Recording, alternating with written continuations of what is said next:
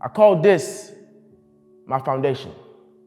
To makeup artist, it's the groundwork to blur imperfections. But I want y'all to see clearly that perfection doesn't exist.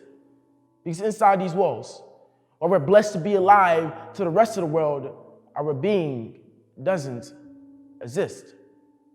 I've built a strong relationship with these structures.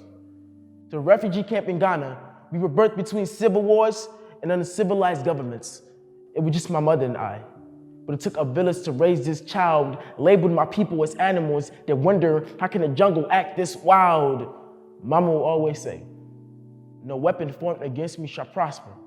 That's how you and I were created to withstand anything. Covered with galvanized steel, with the tensions of never being able to rust. But honestly, that ultimately gave you character, just like my skin, being made up of 3 layers with the tensions of never being able to get hurt. But these scars ultimately gave me character because it shows, though you've been weathered down today, we have hope of the sun shining up tomorrow. That's why we've always stayed strong. I'm sorry I didn't appreciate you enough. They called it displacement, but they don't know what this place meant. We called it home. Never had anything to give, but always managed to assist. No kitchen, but mama made food so good that would put you to sleep just so you could dream of it. No bathroom inside, but we took baths outside so the world could see how clean we were, despite how most people see our natural appearance as dirt. It is fine, because the Bible says God formed a man of dust from the ground. Can't you see how these structures and I are one? When I tell them my story, they call it trauma.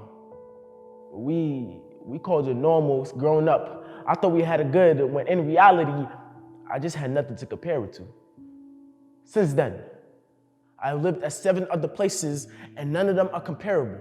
From buildings in the projects where every brick represented another lost soul, to temporary suburbs where I had to be 3 times as great to make myself feel whole.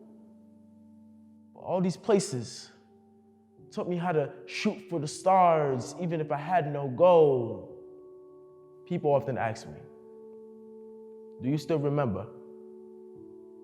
And I often think to myself, I wish I had the chance to forget, but this is not a chance to regret. So I respond with, yes, I do a little.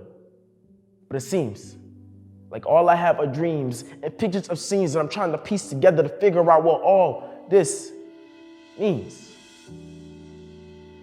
And the saddest part is, this place I once called home died a long time ago. It is no longer considered our safe zone. So forgive me for trying to make its depth feel welcoming, like making mausoleums to create something beautiful. I didn't choose this life, but if I had a choice, I wouldn't choose another. Because even though our conditions weren't the best and our language has always been broken, who's to say being broken isn't beautiful?